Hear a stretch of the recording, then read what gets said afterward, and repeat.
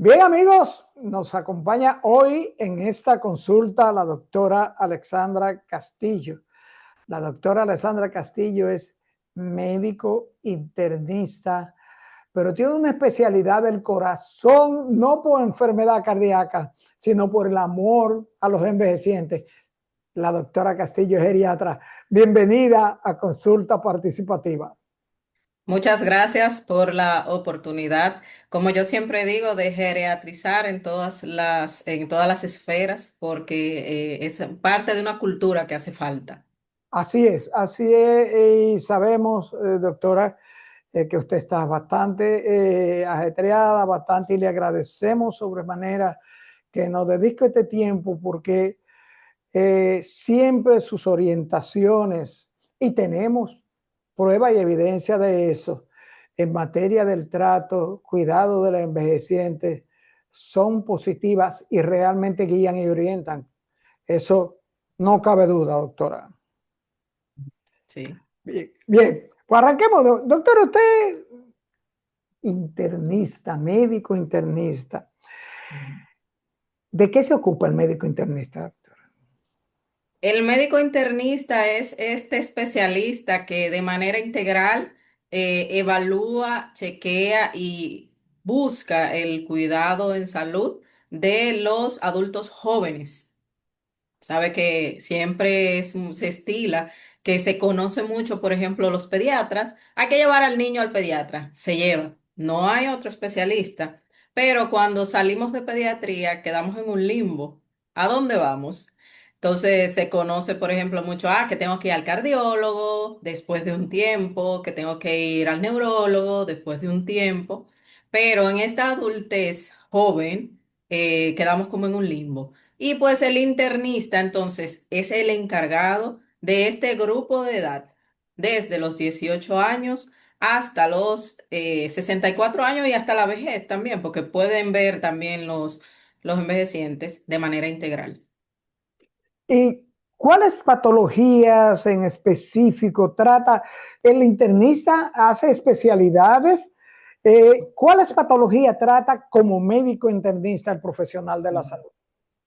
La población tiene que entender que todo especialista clínico, es decir, que no tenga que ver con área quirúrgica, pasa por medicina interna. Todos. Si usted va a hacer cardiología, si va a hacer nefrología, neurología, cualquier especialidad del área clínica, la base es medicina interna. Entonces, habemos un grupo de especialistas que hacemos medicina interna y nos quedamos con esta especialidad. Esta especialidad mira de manera integral todas las patologías, presión, diabetes, todo. Enfermedades raras también, el médico internista se encarga de evaluarla y de comandar el cuidado de estos adultos. Pero no es el médico que interna, es el médico que evalúa de manera interna en general a todo el adulto joven. Y según tenemos entendido por la especialidad en sí, que usted dice que todo médico que quiera hacer una especialidad luego tiene que pasar por medicina interna, entendemos que el que se queda como especialista en medicina interna luego remite a, por ejemplo, en el caso de problemas cardíacos profundos, al cardiólogo, en el Ujú. caso de, por ejemplo, la diabetes, que es tan común, al diabetólogo, al endocrinólogo. O sea, que la Sí. medicina interna, doctora, no es como hay algunos que piensan, sí, ese es un médico general. No. ¿Qué No. relación tiene el médico general con un médico interno? El médico general es aquel que se gradúa de la universidad. O sea, pasó por una universidad y se graduó. Esa es su grado. Pero entonces la medicina interna es una especialización, es un posgrado, donde 3 años, antes eran 4, y antes de los 4 eran 3 realmente, volvió a ser como era en tiempos anteriores, 3 años de preparación para hacer medicina interna. O sea, son 3 años de residencia. Y vuelvo y digo, es la base de todas las especialidades clínicas. Si se va a hacer cardiología, primero hay que hacer estos 3 años de medicina interna y luego los de cardiología. Y así sucesivamente las demás subespecialidades. Pero es la madre de todas las especialidades clínicas. Pero como médico interno en sí, el médico que no, interno que no ha hecho especialidad, puede realizar procedimientos, ¿cuál es el alcance del médico interno solamente? El médico internista va a evaluar de manera clínica todos los pacientes. En la mayoría, en casi todas las especialidades. Vamos a poner un ejemplo. Una persona que tenga gastritis, pongamos el ejemplo de una patología muy común y a veces como echada al menos. El paciente tiene problemas de gastritis. El médico internista puede evaluarlo, puede verlo, le hace analíticas, descarta posibilidades que puedan estar incidiendo sobre esta situación. Y ya para realizar, por ejemplo, la endoscopía, que es mandatorio dentro del protocolo diagnóstico, entonces lo remite al gastroenterólogo. El gastroenterólogo evalúa la condición, le hace su endoscopía, etcétera. Pero debería ser el médico internista el primer contacto de todo adulto joven para cualquier situación que presente. O sea que el médico internista eh, ejecuta procedimientos diagnósticos. Así es, ¿no? Es el médico diagnosticador por excelencia, ¿No? realmente. Realmente. ¿Y cuándo un médico internista, cuándo la doctora Castillo internista remite a la doctora Castillo geriatra a un paciente? Hay conflicto de intereses ahí. No, pero mire, un paciente que arribe a los 65 años, automáticamente se amplía la evaluación hacia una evaluación geriátrica integral, porque ya se agregan otros elementos. La parte de la evaluación, perfecto, la parte de diagnóstico, perfecto, pero el grupo de edad de la tercera edad es un grupo especial. ¿Por qué? Hay diversas razones, pero las principales, primero, no hay dos adultos mayores jóvenes. Nosotros podemos, dos adultos mayores, perdón, iguales. Podemos tener una persona de 75 años totalmente funcional, lúcido, como conocen las personas, sin patologías, y podemos tener una persona de 65 totalmente dependiente. Entonces, no hay dos adultos mayores iguales. Por eso debe de ser su evaluación individualizada. Segundo, las patologías que pueden presentar estos adultos mayores se manifiestan de manera diferente. Yo no voy a tener, por ejemplo, datos descritos, como dicen los libros, de un infarto, dolor torácico opresivo, sudoración profusa. En un adulto mayor no necesariamente se presentan esos síntomas y la mayoría de las veces manifiestan las enfermedades de manera distinta. Algo muy común en este punto es, por ejemplo, un adulto mayor con una alteración cognitiva. Ah, eso es por la edad, dicen. O eso es porque tiene Alzheimer, otra cosa que dicen. Y yo les digo, no, eso puede ser una infección. Entonces automáticamente dicen, oh, ¿cómo así? ¿Por qué? Porque manifiestan las enfermedades de manera distinta y esas son las cosas que el geriatra automáticamente se enfoca para descartarlas y quitar la condición que está alterando a este adulto mayor. O sea, Además, ajá, que el geriatra tiene una visión más global sí. del estado real de salud del paciente. Así es, tiene un enfoque más identificador de patologías, porque además de que los adultos mayores presentan síntomas diferentes, también hay patologías que solamente se presentan en la tercera edad. Y una de las principales en las cuales nosotros como especialistas en geriatría tratamos de identificar en primer lugar para revertirla es la presencia de los síndromes geriátricos. Los síndromes geriátricos dan al traste con la vida de cualquier adulto mayor. ¿Por qué? Primero, la incidencia de este grupo de patologías es muy alta. Y segundo, un síndrome geriátrico puede llevar a otro, de manera como un efecto dominó. Podemos poner el ejemplo, una persona que tenga incontinencia urinaria, por ejemplo, como síndrome geriátrico. esta persona con incontinencia urinaria en la noche quiere levantarse rápido a orinar al baño, no llega a cumplir su cometido, resbala con la orina y cae. Automáticamente cae, tiene el chance o el riesgo, perdón, de sufrir una fractura de cadera que es tan frecuente en el adulto mayor. Pero si se fractura la cadera, automáticamente tiene un alto riesgo de que no sea operado por la edad. ¿Y esto a qué genera? A que es un paciente que va a estar encamado. Al estar encamado, se ulcera. Al presentar la úlcera, bueno, ahí desencadena una serie de situaciones que dan al traste con la vida del paciente. Entonces, si identificamos este síndrome de incontinencia de manera inicial, automáticamente esa cascada de efectos negativos la eliminamos también. Eso hacemos los geriatras. Sí, pero doctora, una pregunta que me trabaja en la cabeza.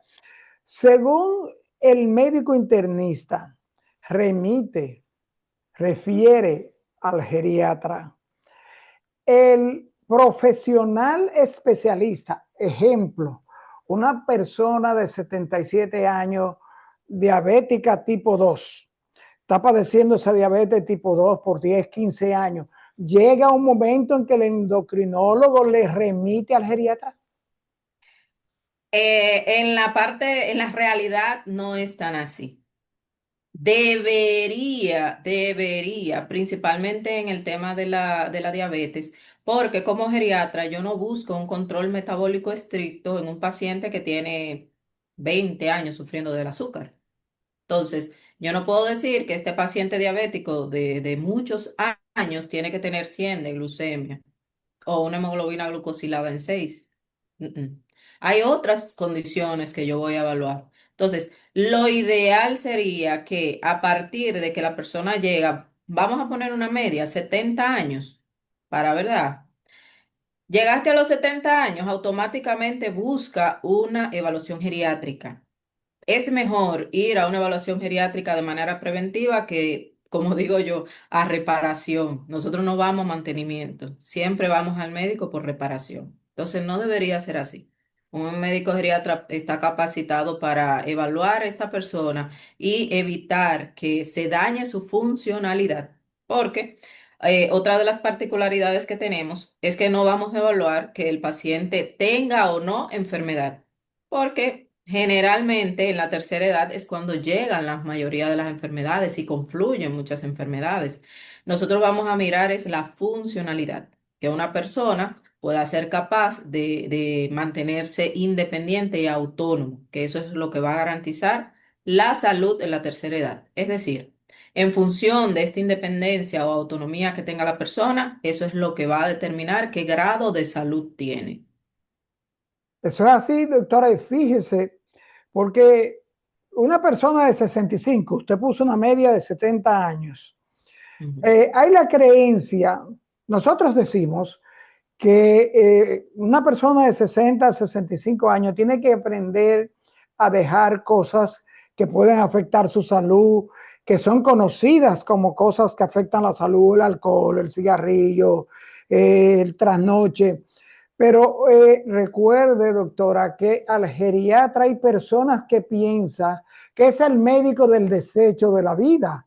Se piensa erróneamente, y quiero que usted me aclare eso para nuestros amigos, que el geriatra no es el que va a tratar solamente al que ya es intratable en materia de especialidad según la patología. Ujú. Así es, eso es algo que culturalmente debemos trabajar mucho porque está la creencia de que el geriatra solamente va al que está encamado, al que está en las últimas, que ya el geriatra es que tiene que verlo porque hay cuidado paliativo. No. Lo ideal es que el geriatra tome conducta desde antes, desde que pueda valorar esta funcionalidad y promover su independencia, promover que este adulto mayor sea todavía parte de su entorno, tanto físico, mental como socialmente. Es O lo sea, ideal. porque vuelvo e insisto, doctora, porque es muy difícil que una persona de 69 años que amaneció en la discoteca tomando alcohol, se le presente un problema que le digan, mira, tú debes ya ver un geriatra, porque tú no No, eso es tienes como dice el ninguna dicho, como el enfermedad. diablo a la cruz. Oh, pero tú me estás mandando donde un viejo. Yo no estoy viejo. Ya sabes, pero yo estoy entero.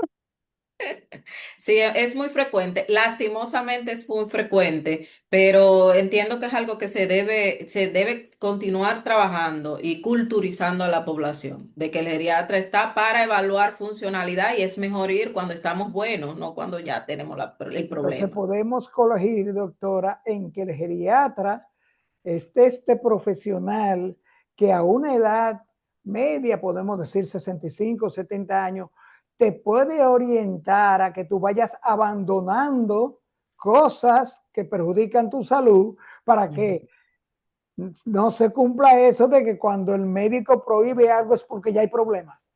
Así es, ¿no? Y también hacer un llamado de conciencia a los propios colegas, porque muchas veces también dentro de la población médica hay cierto desconocimiento o recelo, pudiésemos decir.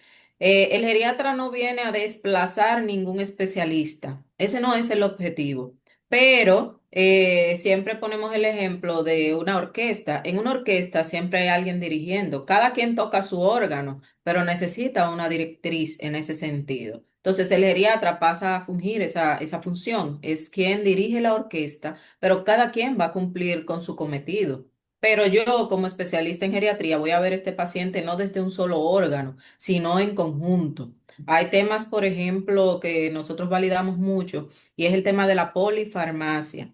Si un paciente va donde el cardiólogo, este le va a indicar sus medicinas. Si un paciente luego va, ese mismo paciente al neurólogo, le va a indicar sus medicinas. Y así sucesivamente, en cada consulta que vaya, va a tener que le agreguen más medicinas. Entonces, eso a la larga y a la corta también le trae efectos muy negativos al adulto mayor. Y de hecho es un tema, un acápite aparte, totalmente descrito, lo que es la polifarmacia y los efectos negativos en el adulto mayor. Entonces, nosotros como especialistas es parte de lo que evaluamos. Nos sentamos a indagar qué medicamentos utiliza, cuáles se pueden desprescribir o quitar y cuáles se pueden modificar para que le sea favorable a este adulto mayor.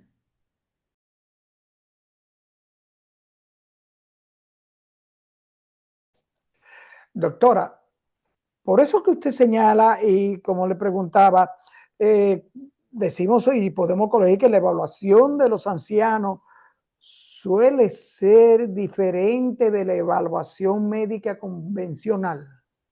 Así es, porque nos enfocamos de la parte física, pero de la parte mental y la parte social. Entonces debemos tener en cuenta todos, los médicos, los pacientes, todos.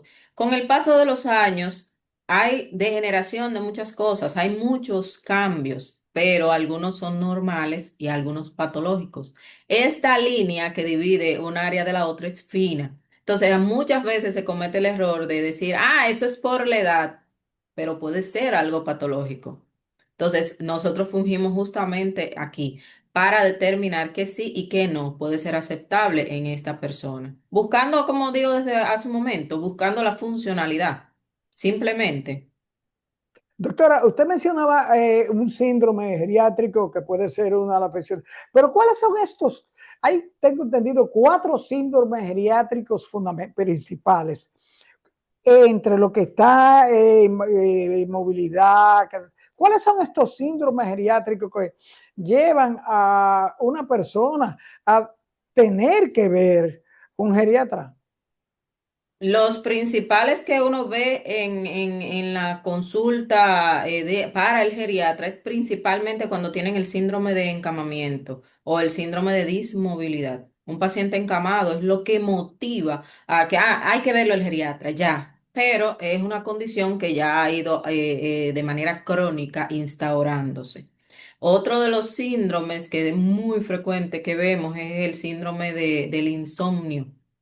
Los trastornos en la tercera edad son muy frecuentes y hay una parte fisiológica que es natural que durmamos menos en la tercera edad. Entonces, en ese punto, muchas veces vemos como en algunos casos la idea es, tómate esta pastillita. Hasta en la farmacia, hasta en el colmado encontramos pastillita. Tómate esta pastillita para que duerma.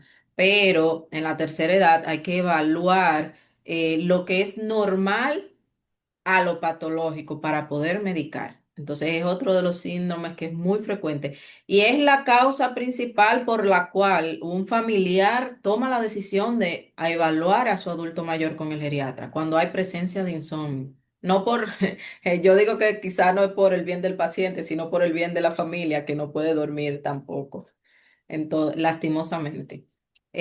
Otro de los síndromes que también son muy frecuentes son el síndrome de incontinencia urinaria. Es muy frecuente en la población geriátrica también. Hay algunas condiciones que lo exacerban o hacen, provocan que aparezcan, y es algo de lo que también debemos evaluar. Pero así sucesivamente, los síndromes geriátricos son muchos, hay como 12, 15, porque casi cada cosa puede ser un síndrome geriátrico realmente. Un síndrome como concepto es un conjunto de signos y síntomas. Entonces, este conjunto de signos y síntomas es lo que evaluamos y descartamos o tratamos de revertirlos para que no haya una unión de un síndrome con otro. Porque vuelvo y digo, cuando se presenta un solo síndrome en el adulto mayor, eso da pie a que haya presencia de todos los demás.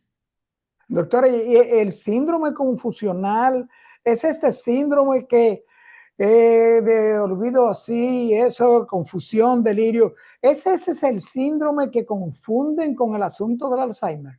Así es, así es. El síndrome o delirium, el síndrome confusional agudo o delirium, se presenta de manera aguda.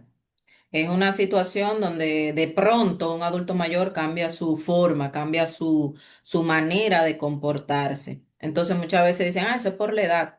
Pero usted me creería si yo le dijera que este síndrome geriátrico, lo más probable es que tenga el paciente una infección y que sea lo que le esté provocando esa situación.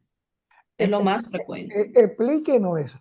Infecciones que puedan provocarle situación a un adulto mayor que puedan lucir como otras patologías.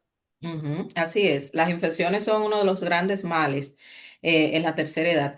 Una persona con una infección, principalmente urinaria, tiene mayor chance de padecer un síndrome confusional agudo.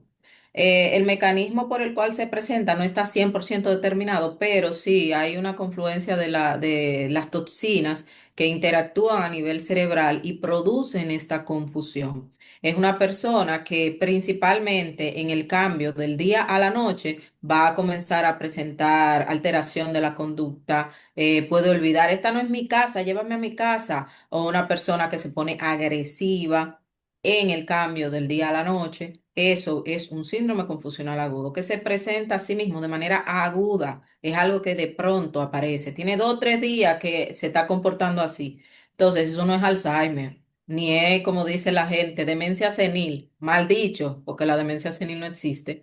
Eso es un síndrome confusional agudo. ¿Y cómo lo tomamos en cuenta? ¿Qué es lo que miramos? La presentación, que es aguda. Cuando hay una alteración cognitiva que es insidiosa, que es con el paso del tiempo, ahí sí podemos decir, sí, tiene un deterioro cognitivo que puede ser secundario a Alzheimer, a demencia vascular, etcétera.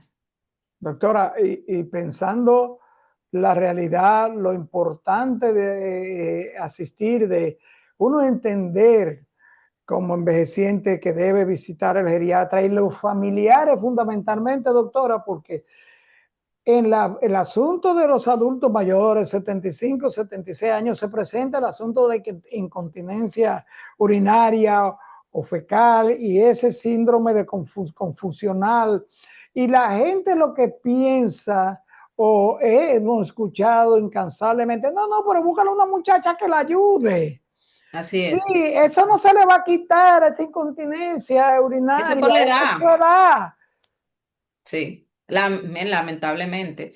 El asunto del desconocimiento hace que por desconocimiento, ¿verdad?, no se acceda a los servicios que pueden brindarle mayor cobertura y mejor cuidado a esta persona, en sentido de que si es dependiente o no. Es un paciente dependiente. Primero, es difícil tratarlo, es difícil estar en el día a día, hay que ponerse en el lugar del familiar también, pero debe tratar de buscar las herramientas que le ayuden en este proceso. Y una de las herramientas principales es que tenga el especialista que sepa identificar estas cosas, estas situaciones que van a ir en detrimento de la vida de esta persona. Porque no es simplemente, tiene la presión bien, se acabó. O sea, es algo más de ahí. Una persona en situación de dependencia física, lo ideal es evitarle problemas. Por ejemplo, en la incontinencia urinaria, diría a un familiar, ay, póngale una sonda para ver si así logramos descansar un poco y así no me orine tanto. Pero eso es un aparato, la sonda, que es un mecanismo donde el paciente tiene mayor riesgo de infección. Entonces le ponemos una sonda para que el tema de la incontinencia usted esté más tranquilo, pero a la larga le va a producir una infección que le va, primero, usted le va a tener que invertir tiempo para cuidar esa parte y segundo, recursos económicos para poder revertir esta infección de la orina que vino secundaria a la mala indicación de colocarle una sonda para que usted esté cómodo.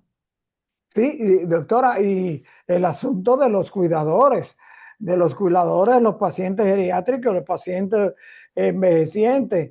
No, ella lo que necesita es alguien que la ayude, una muchacha, pero entonces, yo conozco una señora Ujú. que vive en Baitoa, un ejemplo, pero la señora tiene 58, 60 años. Así Yo es. la voy a traer para ponerla a que cuide a este envejeciente de 75, 80 años, pero ¿tiene esa señora alguna orientación, formación en el cuidado de un paciente geriátrico? He ahí el meollo del asunto. Quien Eh, cuida no es quien tiene la mayoría de las veces el conocimiento del cuidado de estos adultos mayores en condición de dependencia. Ahora sí hay un grupo de personas que se egresaron en el cuidado de adultos mayores del Infotep, si mal no recuerdo, tiene esta formación que ha salido, pero la demanda es mayor que lo que hay disponible. Entonces, de hecho, por ejemplo, hay enfermeras que se dedican también al cuidado, pero deberían tener esta formación en cuidados para pacientes en condición de dependencia. Y no solamente dependencia física, también dependencia mental, que es tan difícil cuidar a un adulto mayor con dependencia mental. Entonces, sería lo ideal que tenga una persona por lo menos un entrenamiento básico en cuidados de adultos mayores. Sí, porque por lo regular, doctora, lo que se hace es uso de un cuidador informal o primario, un familiar. Pero mira, la sobrina de ella no está haciendo nada. Vamos a Ujú. poner a mandar a la sobrina que atienda a la tía, ya adulto mayor, y ahí vienen los maltratos, las intolerancias, los Ujú. daños físicos. Doctora, dígale a los Así amigos es. de consulta participativa cuán peligroso puede hacer esto de utilizar Ujú. cuidadores informales o primarios sin ningún tipo de formación. Así es, hay una feminización en el cuidado porque la mayoría de los cuidadores son femeninas. Se queda o la esposa o la hija, o así como usted indica, la sobrina, y en otros casos, con cierta frecuencia también, un cuidador informal, alguien que accede a realizar el trabajo. Pero al no tener el entrenamiento en este cuidado de este adulto mayor, puede haber chance de que haya maltrato, porque claro, hay que tomar en cuenta que no es fácil, nadie dice que es fácil, pero el maltrato puede ser de diferentes vías. Por ejemplo, hasta el hecho de decir, yo le voy a poner un pamper ahora y se lo voy a cambiar a las 12 porque no podemos tener esta. O yo te acabo de cambiar el pamper ahora mismo y ya tú volviste a ensuciarlo. No, aguántate. Por ejemplo, o dejar a la persona atancada en una habitación que resuelva porque ya me fastidia y hay que dejarlo tranquilo ahí. Eso es maltrato. O ponerle medicación a un adulto mayor, ponerle una medicación extra para que se quede dormido o esté tranquilo. Eso es maltrato. Entonces es algo que uno ve muy frecuentemente. Doctora, y nosotros vimos los resultados de un estudio que nos vamos a reservar dónde se practicó y quién lo hizo, donde en los centros geriátricos, los de acogida, los hogares de ancianos, el pellizco al envejeciente, hasta mordidas, hubo en ese estudio, empujones, estrellones en la cama, termina de acostarte, duérmete, o sea, que Ujú. se ha comprobado que el cuidador no vocacional, no preparado, pues también hace que el adulto mayor sea maltratado, doctora. Mire, eso que usted ha dicho es algo que adolece a la población geriátrica. Nosotros tenemos muchos centros, entre comillas, y asilos, para que la gente entienda, porque ya no se llaman asilos, pero es asilos de adultos mayores que no están regulados. Y como no están regulados, cualquiera está ahí en el cuidado de estos adultos mayores. Y lo he visto yo, nadie me lo ha contado. Muchos de estos centros tienen personas extranjeras cuidando a estos adultos mayores sin ninguna preparación y muchas veces ni siquiera hablando el idioma que del país, no, el español, y cuidan a estos adultos mayores. O sea, ¿cómo van a cuidar a alguien si no conocen de cuidado y no les va a doler tampoco? Entonces, hay un profundo trabajo que hay que realizar en cuanto a la regularización de estos centros. Primero, su identificación. Están a lo público. Todo el mundo sabe, ahí hay una casa de ancianos. Pero la regulación, como que no hay tanta verificación de si es o no apto. A toda persona que vaya a tomar la decisión con su geriatra de institucionalizar a su adulto mayor, lo primero que debería pedir es si este centro está avalado, tiene la autorización del Ministerio de Salud Pública y del Consejo Nacional de la Persona Envejeciente para funcionar. Debería ser lo primero, pero lamentablemente lo primero que nosotros vemos es cuánto cobra. Y Doctora, dependiendo de ahí, eso que usted dice, doctora, mire, hemos visto que la supervisión de la autoridad es fundamental en el cuidado del asunto mayor, porque yo he escuchado a adultos mayores diciendo que se sienten discriminados, doctora. Usted ujú, va a un condominio y no hay las rampas necesarias para una silla de ruedas o para no tener que subir escalón a un envejeciente con un problema de rodilla, obstáculos en las vías de acceso de los pasillos, que una mesa con un florero muy bonito, pero está en el pasillo, entonces el adulto mayor tiene que irse recostando. En centros, como usted señala, centros geriátricos, que está señalado eso en ese informe que nosotros vimos, doctora, de que aquí la ley debe obligar a donde quiera que va a vivir un adulto mayor, una persona envejeciente, tienen que haber rampas de acceso, tienen que claro. haber en los pasillos algo para poder agarrarse momentáneamente si da un vaído. Pero eso aquí, esa discriminación que ese señor señala, parece que es positiva aquí, doctora. Sí, sí, no, eso ocurre. Hay algo que yo digo de manera particular. En la actualidad hay muchas personas que quieren trabajar con viejos, sí, cuidando viejos, sin el sentido negativo, ¿verdad? Porque la palabra viejo la gente lo ve negativo, ¿no? Eso es una palabra nada más. Hay muchas personas que quieren trabajar con viejos, pero no tienen la preparación para trabajar con viejos, lo ven por arribita. Entonces, si por ejemplo, dentro de las condiciones, ustedes tienen un grupo de especialistas que son entrenados para identificar esas áreas y poder ponerlas viables para un adulto mayor en condición de dependencia. Entonces, ¿qué debería haber? Bueno, vamos a evaluar que un especialista de esta área nos diga cómo deberían ser estos espacios para que sean seguros para nuestros adultos mayores. Pero lamentablemente no es así. Esa es un sueño todavía. Eso aquí, eso le iba a decir, doctora, eso aquí es una quimera todavía. Ujú. En los mismos lugares de acogida de estos Sí, adultos mayores, de ancianos. sí, sí, sí. Es Eso es un así. sueño, la autoridad tiene que tomar carta en el asunto. Doctora, una pregunta que fue un cuestionamiento de un amigo de consulta participativa. Doctora, geriatría, gerontología, explíqueme.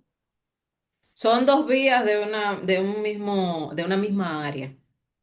La parte de geriatría se encarga de la evaluación clínica de este adulto mayor. Clínica, eso quiere decir, bueno, vamos a valorar la parte física, la parte mental y la parte social, médicamente hablando. La parte gerontológica se encarga más específicamente en la valoración social de este adulto mayor y la influencia que tiene, por ejemplo, la parte psicológica en esta valoración. Se encarga de estimular la parte social, de verificar el grupo de apoyo de esta persona, su entorno, etcétera. Aquí en el país se estudia de manera individual. En otros países es de manera integral, juntos. Debemos tener en cuenta que geriatra debe de ser médico obligatoriamente. Gerontólogo no necesariamente. Una persona no médico puede estudiar gerontología y ser gerontólogo sin ningún problema. Doctora, se nos acabó el tiempo. Dígale a los amigos Corte. de consulta participativa dónde está la doctora Alexandra Castillo, porque sé que son varios lugares donde puede ser contactada. Así es. Bueno, en primer lugar en el Centro Policlínico Nacional, eso es en Vista Hermosa, en Santo Domingo Este, y en Médicos del Prado, esto es en Los Prados, estamos ubicados. En mis redes sociales pueden encontrar todos los datos también, y es fácil encontrarme también, dra.alexandra Castillo, de una vez aparece. Doctora, gracias del alma Siempre a la orden, un gusto hablar con usted. y no nos abandone por tanto tiempo, doctora. No, Bye. metido. Amigos, amigas, gracias por acompañarnos a esta consulta con la doctora Alexandra Castillo, médico internista, geriatra, en la que hemos sido orientados sobre todo lo que tiene que ver con la medicina y la salud de nuestros envejecientes. Y a la vez le invitamos a que nos acompañen a la próxima consulta.